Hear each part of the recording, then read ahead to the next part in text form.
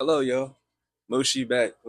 Really good to see you guys again, man. Really nice to be back on this camera and be able to talk and stuff like that. So, for the past few, I want to say few months, I've been in my journey of self betterment. I've been studying psychology. What I mean by psychology, I've been studying motivational traits, increased focus, what to push aside, and what to take in and embrace. I want to discuss more about it. If you've seen the topic of today, it's going to be the journey to yourself. Itself is quoted because I want you to find out who you really are, and I want you to, live into that. When one is born into a world of pain, misery, hate, scorn, envy, and jealousy, all they know is those traits. It's not uncommon to fall into that cycle. They are a product of their environment. It's a character who grew up in a certain place and lives what they see, becoming the epitome to others who are outside of that environment. I like to look at this topic as how an insect would act. Moths will swarm lights for as long as they live. Flies will swarm trash. Stink bugs will continue to be pests. They will take, steal, eat, destroy anything that's not theirs as long as they were benefited in the end. It's what they're familiar with. And as long as they continue to stay within that cycle, they will die within the cycle. When it comes to people, the environment in which they were raised in affects how their mind works. Your brain makes sense of your surroundings based on what it can grasp and makes its own reality it can survive with. But it doesn't have to define who you are. You can learn life skills that are neglected. You can find a new hobby that makes you happy. You can break your mind and spirit free to reach limitless heights, and you can be whomever you want to be in life. But it all starts with you. And I'm here to guide you on how to become your best self by showing you what things are blocking that path, introducing you to more positive habits you can instill, and providing tips to remain open-minded to change your mindset and take on the challenge.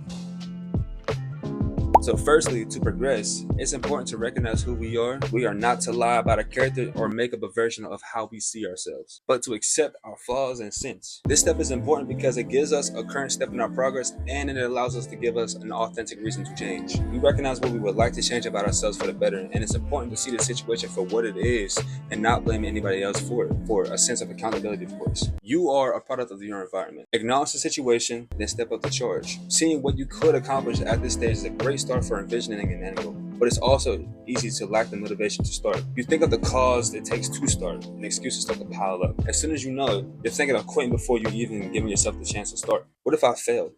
What if I'm not good enough? I don't feel like doing it today. I'll figure it out tomorrow. I'm not ready. I don't have enough time. Or I'm too tired. Procrastination is what kills motivation and blocks your path to greatness. Think of it like this. What if I told you that procrastination is what's stopping you from being proud of yourself? What if I told you procrastination is the very thing that's keeping you from discovering new friends that can raise you up higher than you can ever imagine? What if I told you that an opportunity will knock at your door and on the other side will hold a box that contains a key? And that key holds access to a life that you desire. A happy life, a loving family with children, a good career that does more than pay your bills, but you let that opportunity slip. It went to someone else's doorstep hoping you would open the door, and they answered it as soon as it came their way. How does it feel to be moments away from a potential life-changing event just to let it go when it was presented to you? If that doesn't scare you, then I'm not sure if this is really for you. But for the rest of you, procrastination is the very barrier that keeps you from being your best version of yourself. Of course, it's a human trait to have.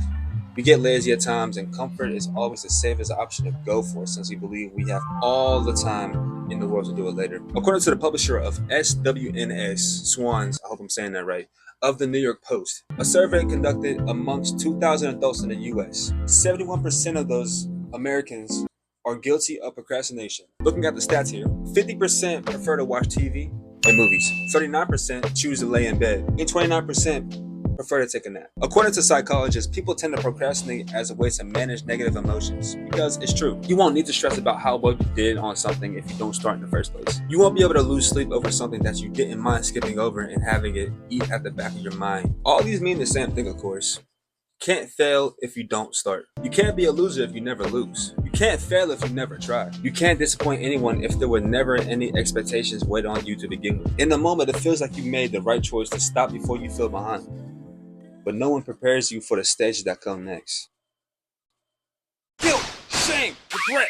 Oh, the pillars of agony that can haunt you for the rest of your life. If only I had done this so I can be there. I can't believe I was scared to do this. How come I couldn't stay on track? Procrastination is not only made to kill motivation, but it's made to deceive anyone and harm your future self. I stress procrastination to y'all because it's a sneaky, conniving feeling that whispers in your ear and convinces you that it's okay to lag behind. Since you're not ready, it's okay to stay behind. because doing uncomfortable things takes you out your comfort zone. According to Primer magazine, another mental aspect that sets back your motivation is spending too much time in thought. Your mind is both your best and worst asset. It helps you solve problems and improve your life, but it also keeps you stuck in endless loops of ruminating about the past and worrying about the future. Your mind can make up possibilities that can go wrong just as fast as it can find everything that can go right. We can blame that on negativity bias. Negativity bias is our mental habit of emphasizing negative experiences over positive experiences. It evolved from early humans, and it was their way of hiding from predators and sheltering themselves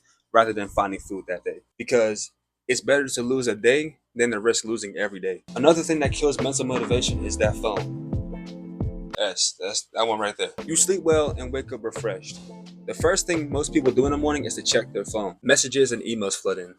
Reminders and deadlines shout from your notifications. Seeing all that you have to do, you already feel behind not knowing how to start. Once you take hold of your mental fortitude and follow routines that get your mind back on track, your life will begin to look a lot like what you imagined for yourself. Which brings me to the next topic. So we've identified the habits that are killing motivation and growth. What methods and routines can we introduce to overcome them? Let's focus on the big factor that kills careers before they start: procrastination. So in my return to the internet video, I talk about a method that helped me stick to my goals and do them every day consistently. I'll talk about this one briefly and then get back to the list of positive habits. The 10-minute rule. This method is a go-to for me when I struggle doing something I've been putting off. You set a timer for 10 minutes when you start a task, and after the 10 minutes, you can stop immediately. But when you start the task at hand, you're to give yourself the momentum to continue for the next 10 minutes. You'll most likely keep going over it. It's really effective because it enables you to get on a task right now, and all you have to do is promise 10 minutes. But once that 10 minutes is up, you built enough momentum to keep going and going. It's super easy to apply this mindset to your everyday life once you start to use it. Eat the frog. If you eat a live frog first thing in the morning, nothing worse will happen to you for the rest of the day. This one is a quick discipline builder because it's so straightforward. Do the most annoying, hardest task first before you do anything else, just to get it out the way so you don't have to worry about it later. My parents taught me this growing up, whether it's eating my vegetables first thing on my plate or it's doing chores before I even start the game. Breaking down big tasks into bite-sized pieces. Instead of trying to do something big, do one thing at a time to build up to the big piece. You have the risk of overwhelming yourself easily if you try to do something all big in one go. It's like a GTA heist setup. You need to find your crew, collect the suits, then the mask, and then the getaway vehicle. All that is necessary, and it leads up to the bigger goal. Reward yourself. This is my second favorite method. Anyone is going to be your number one person to hype you up. It's going to be you. After every hard and avoidable task you accomplish, reward yourself with something that brings you joy. This trains your brain to use dopamine as a reward system rather than a pleasure system, especially with dopamine peaking most during the anticipation of the reward. Take that and use it to your advantage. It sharpens your focus and drives you through the friction of hard work. This builds up hype and allows you to keep showing up and maintaining your consistency streak. Be mindful of how you celebrate though, as you want to focus on how much effort you put into the task rather than finishing it to achieve the prize. Own your goals as if you already earned them. Make a list of goals you want to achieve in the future. I want to make 10K a month. I want to create a successful clothing brand. Now, instead of just having goals you want to complete, make them present tense and say them aloud. I make 10K a month. I have a successful clothing brand. You gotta own that shit, baby. This is a way to trick the brain into lowering stress, building confidence, killing doubt, and manifesting imagining success as if it's your own current situation. Look good, feel good, play good. Kill perfectionism. Most people, before they start something new, have this crazy expectation of being a prodigy. I unfortunately was one of those people. I always believed I had to be the best at everything I do, whether it was something I was familiar with or something I recently stepped into. I would see someone better than me at the said thing and all the motivation would die. I would be disappointed in myself. I began to hate who I was, and I wish I was in a different circumstance. I blamed everyone else instead of taking action. Kill that mindset. Perfectionism is incredibly unrealistic for anybody starting. Statistically speaking, there will always be someone who is better than you at something. And it isn't fair to compare their day 1000 to your first week. If you fail or lose, at least you can say that. There are people who said they would hit the gym on New Year's. Come New Year's, they look the other way and they're suddenly blind. They haven't even tried. If you attempt it, you have a head start. If you lose, take a lesson out of it. Statistically, you will improve the next time it comes around. Once you kill the perfectionist mindset, adopt a growth mindset. It's a very simple way to view things. Like I said in the last method, if you can find a way to build from your failures, you are on the right path. Adopting a growth mindset allows people to stay on task because realistically, you will fail time and time and time again. Great people fail. Michael Jordan, Michael Jackson, Denzel Washington. All these people have failed thousands of times, and the reason why they are so great today is that they have found ways to build from their mistakes each time it had failed. It's like making a dish. It's like trying new seasonings and doing new methods until you find what's comfortable for you. Or like crafting a sword, the strongest, most durable sword after countless failed prototypes. We may have been born in a circumstance that we wish was better, or wish for another hand in life, but it's important to know that our environment does not have to define who we are. You can still be your best self if you can see yourself being it. You can create a life you want by recognizing the situation you're in and giving yourself a reason to start. Then you can kill the bad habits stopping you from being consistent with change. Then instill positive and healthy habits that make you great. The journey will still have its hiccups, it's worth it in the long run. So make mistakes in your journey, learn from them, take what I said, try them out to see what works for you. And as always, I love you guys to the moon and back, and I appreciate you guys to the max. Peace. I didn't upload in a few weeks on social media because in the last week of July, I lost my mother to gun violence and it tore me up, just like it would anybody who was close to their mother. She left the rest of my family and me with the responsibility of looking over and after my brother and sisters. But with the love, respect, and support people have for my mother, a GoFundMe was open for us, and tons of our family and friends came to support.